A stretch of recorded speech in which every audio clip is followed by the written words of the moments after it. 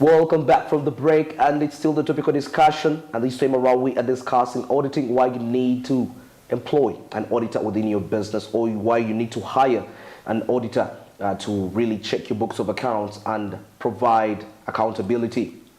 Well, I'm still with Mr. Enoch Mugoda, and we are talking about auditing. He's an expert in this field, and definitely I believe you will be in position to learn a lot from him as we are having this interaction right here. And now we're going to look at the benefits, Mr. Mugoda.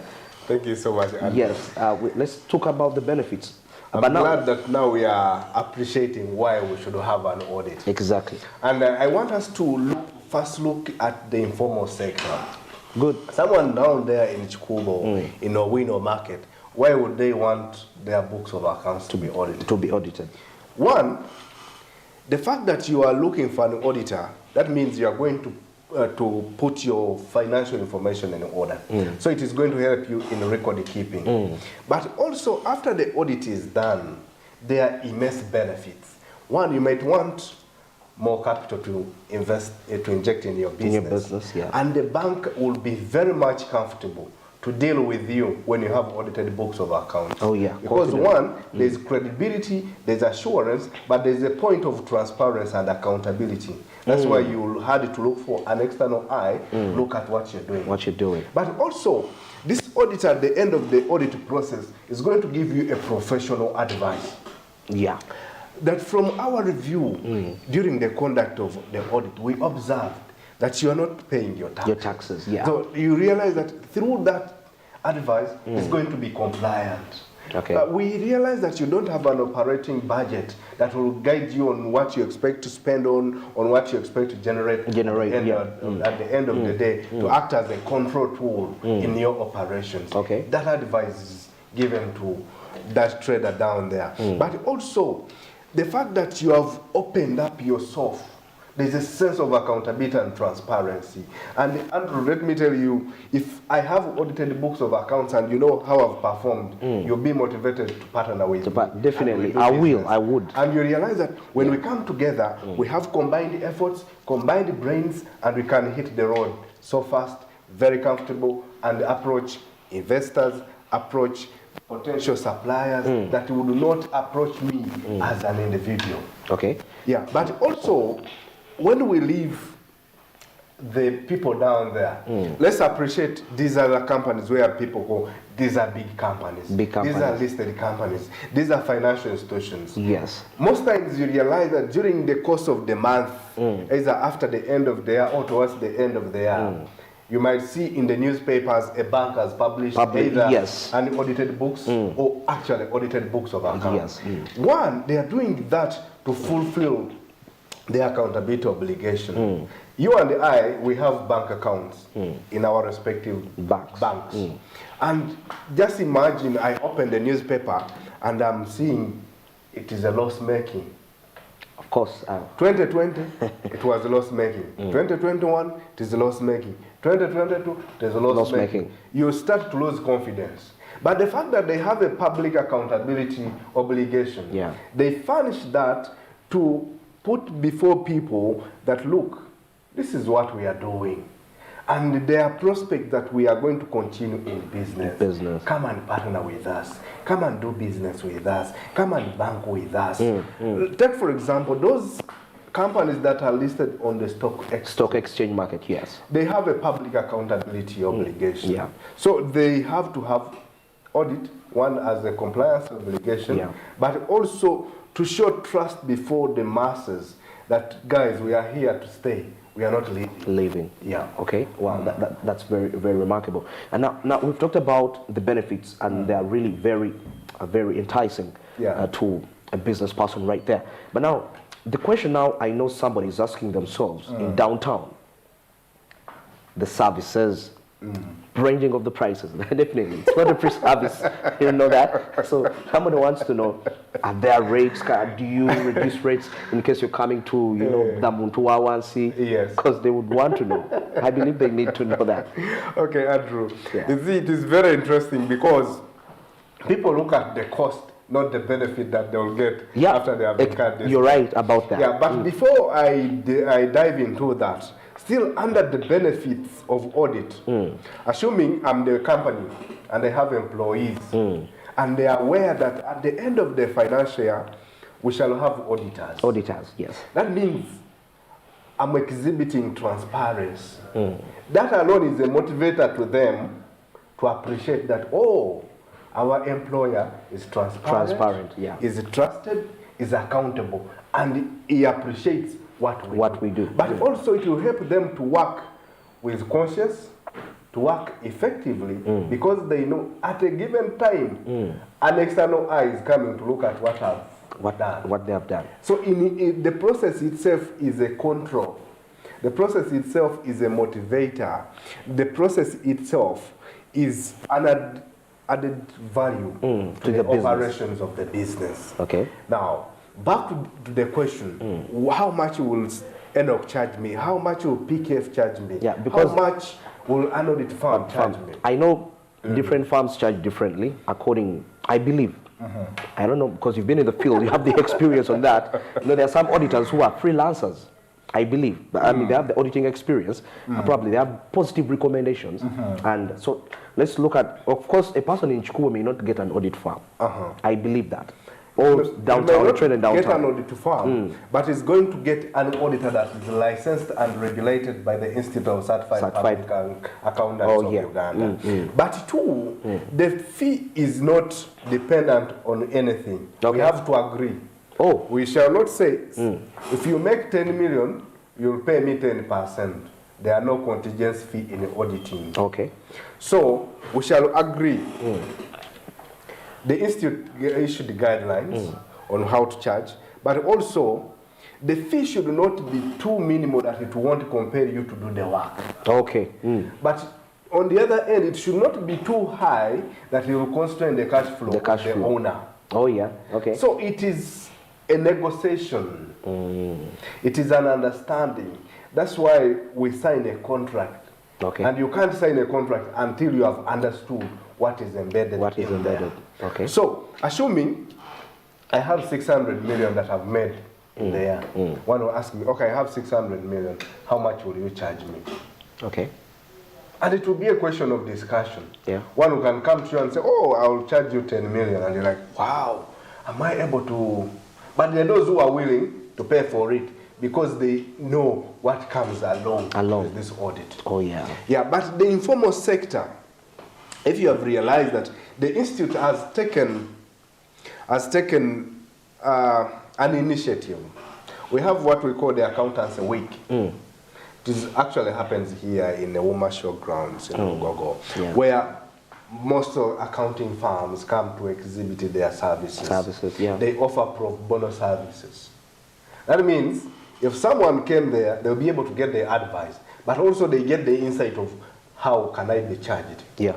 So the charge is not definitive. It is not specific. It's a negotiation. Yeah. But two, the institute also guides us. If Andrew has quoted 1 million, I should not go there and tell the client I will charge you 750 because I want to win the client. So there's no snowballing and there's no window shopping. No window shopping. Yes, please. Very interesting. Maybe to ask, those books are audited annually, monthly, yearly, or? Okay. It's the financial period is a 12-month period. That means we have annual financial statements. Yeah. Which means we have annual audits. But also, you can say, Enoch, when we wait for the 12-month, the information might be bulky. The reviews might be big. Can we have an interim? That means I'm going to come and review your documents, your financial information on a 6-month basis. Yeah, but at the end of the day, you have a financial review at the end of the year, which makes it annual. So, and I believe annual would really give a clear picture of how a business is performing. Yes. All right, we are still discussing auditing in business. Why do you need to have an auditor? What are the benefits you get when you employ an auditor in your company? Or when you embrace auditing related services? Okay, Mr. Mugoda, we are still going down, discussing that. Maybe another aspect I want us to talk about is what are the qualities for a professional auditor? Wow. One, that person should exhibit integrity. Integrity. Okay, Yes. actually, that is a concept everywhere. Tell us that. You should exhibit integrity, Yes. but also you should be objective and independent. Yeah. That means whatever you're doing is not biased. Okay. But also, you need to be observed to be independent both in mind and in physical appearance. Okay. Imagine I'm auditing Smart 24, and during the execution period, one evening you find me with one of your accountants. Imagine she's a lady, and we are catching up on an evening after work. the execution. Yeah. It will be a surprise to you because you'll be like, wow, this is an external person who has come in. Yeah. They are now catching a drink with our accountant. Psychologically, in the mind, you'll start to discredit. Will this guy still remain independent? Independent. Oh, So, yeah. The accountant has to exhibit integrity, objectivity, and independence, but also professional competence and due care. Okay. Why? I should not take on work where I don't have expertise. If I take on work where I don't have expertise, I need to outsource a specialist in that field who will guide me, who will beef me up to be able to obtain sufficient and appropriate audit evidence where I will best to express An opinion. Yeah, but besides that, professional behavior. Professional behavior. Professional. I should not do something that will discredit the accountant's profession. Okay. I should not go to a client drunk. Yeah.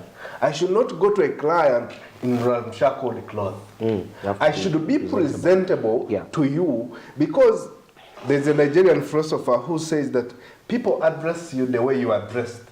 You're dressed. The way you're dressed, they address you. Okay. But also the way the way I will appear before you, you'll either psychologically trust me or start to doubt. To doubt that. I agree. So in the due course of doing my work, I should behave professionally.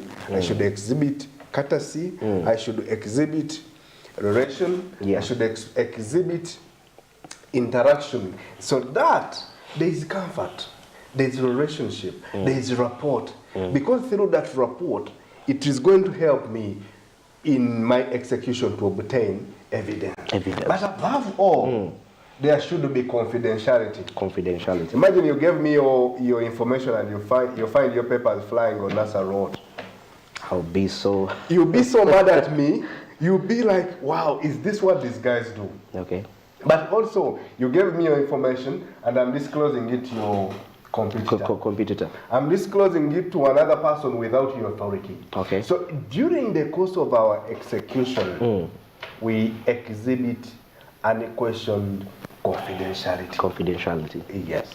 But you realize that in all our dealings, there are threats which come along also. We shall come to that. Maybe before we get there, there is a report I'm reviewing here from, of course, regarding accounting and auditing, and it's saying here that accounting and auditing practices in Uganda suffer from institutional weaknesses in regulation, compliance, and enforcement of standards and rules.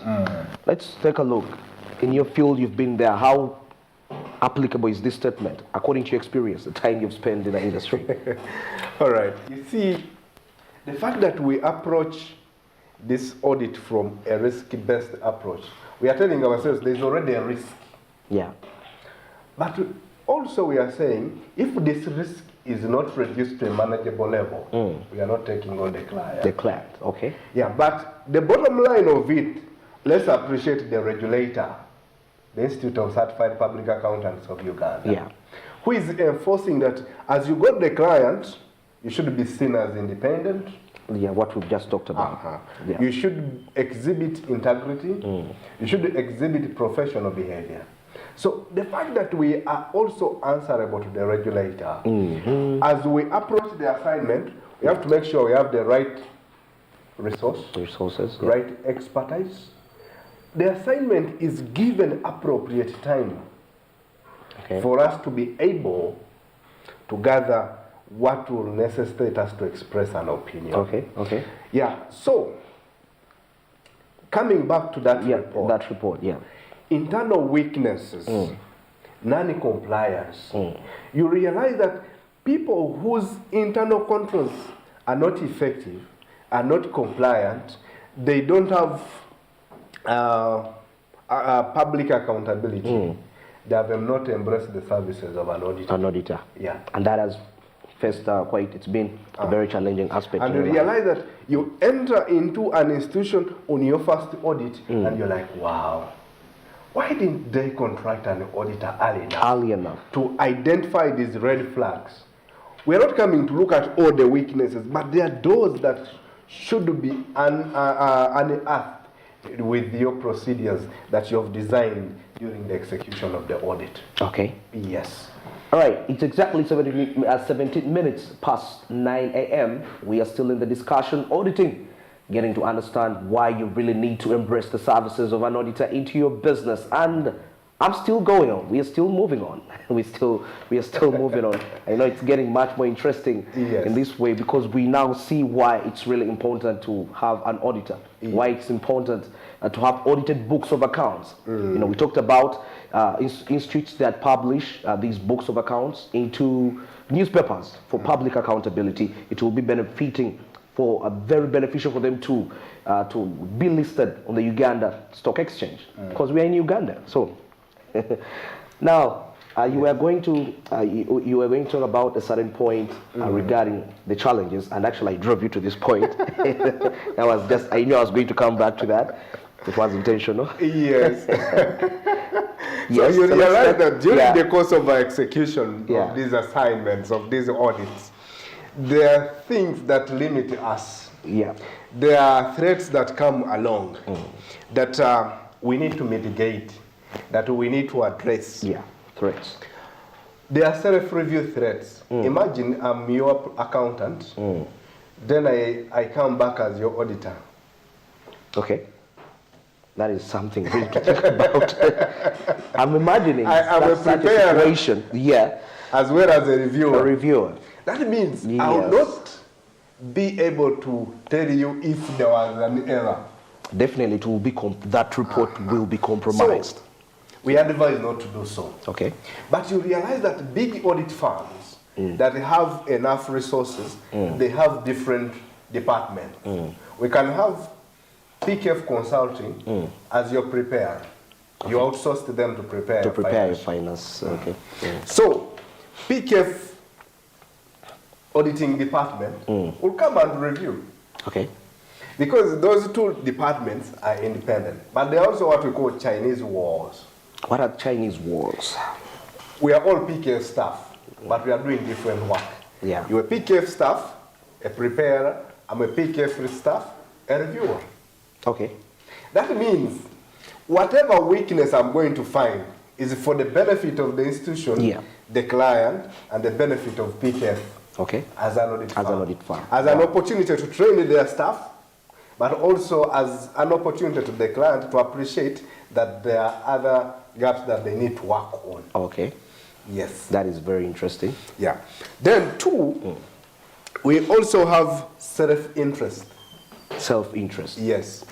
Yeah. Imagine I'm your auditor and I know that you're about to procure a service. And maybe my cousin, my wife, or somebody can offer that service. And I know your bare minimum. Okay. And I go ahead and also put in a pre-qualification. Just imagine, I know whatever you're going to tell me. You're going to. That means I'm going to tailor everything to what you expect. Okay. That means there's an interest in me, in that if it doesn't go through, it is going to compromise one of our dealings. Okay, I see that. Okay. But also, there's a familiarity threat. That one was very, I've always thought about that when it comes to auditing. There's a familiarity threat. Yeah. How? If I become too close and you think, it is like that now, even if I ask him and I don't, even if he asks me and I don't give him an answer, nothing will happen. That means we are now starting to compromise the independence. Okay. But also there's what we call the advocacy. I was your auditor, your RA has come to query you, and I'm now going to defend you. Remember, in the independent point of view, I'm beginning to compromise to side with the client. Yet at the end of the ultimate expectation from me is to offer an opinion, to offer an advice, so that the client can implement this. All right. So in my management letter, I've stressed out that you didn't pay taxes. Now URA has come to you and is also querying the same, but I'm going to defend you before URA. URA. Okay. It is already a compromise in itself. All right. But also, the worst one is intimidation. Okay, let's talk about that. I'm asking you for information for me to be comfortable. Yeah. As I collect my evidence, then you're telling me, if you ask me that thing again, I will take you to police. If you ask me that thing again, we shall terminate your contract. If you ask me that thing again, I don't want to see you here tomorrow. Okay. That means you're already emotionally impairing me, but also you're limiting me to get information. So in such instances, what happens? Firms have developed the systems, and if such happens, I have to report to my senior manager. Yeah. So that means I'm now involving those that are above me to deal with those that are above that person. Okay. But it will be very unfortunate if such intimidation are coming from the person who expects to receive the report. Okay. Imagine this intimidation is coming from one of the shareholders. I get you. That means, even if I proceeded and did this work, he's already biased. So I'm not sure whether my audit fee will be paid. Okay. So what happens? We either abort the assignment, or if negotiation and reconciliation has failed to happen, actually the bottom line is abortion of the assignment. Okay. Yeah, but when you look at the 4 self-interest, self-review, and the advocacy, and the compromise of independence, what firms do, they rotate the team. If I was part of the team that audited SMART, next year you may not see me. Oh, so rotation. That rotation is hedging against the familiarity threat, because you are going to see different faces, but from the same farm. You are going to see another Enoch from the same farm. Yeah, so we do those rotation, changing the team to hedge against all those possible threats. Yeah, so that we remain independent, we remain objective and professional as we execute our assignment. Very interesting. Actually, we are just left with 4 minutes. But in those 4 minutes, first of all, I believe we now see benefits of auditing, and it just got very interesting, like I said. But now, a Ugandan out there wants to know, where are we heading? What is the future of such a concept in Uganda? How are we? Where are we heading? We've seen where we've come from, where we are standing currently. So where are we heading? In about 3 minutes. I want to tell you that these auditors have also embraced the technological advancement. Technology. So you realize that an audit which would take a month can take 3 weeks, can take 2 weeks. Okay. Why? They have invested in IT infrastructures. They have invested in IT softwares. Point in case, PKF uses Pro Audit. Okay. It uses Info. You realize that for Info, for example, once I collaborate with the client, they furnish me with their opening TB, that is a trial balance, and their closing trial balance, and the general ledger. I'm able to digest, I'm able to analyze this information at planning stage and give them an analysis, give them a position as at planning, not even before we start the execution.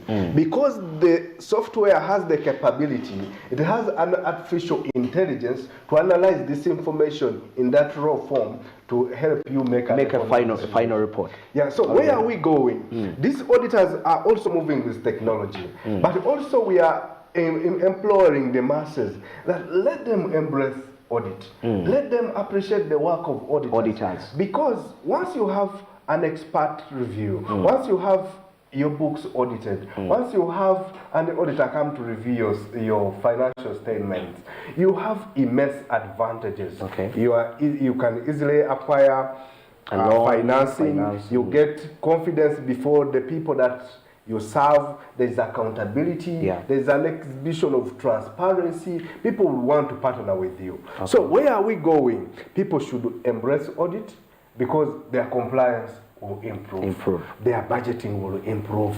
Their business growth will be immense. Cash flow management, wonderful. Okay.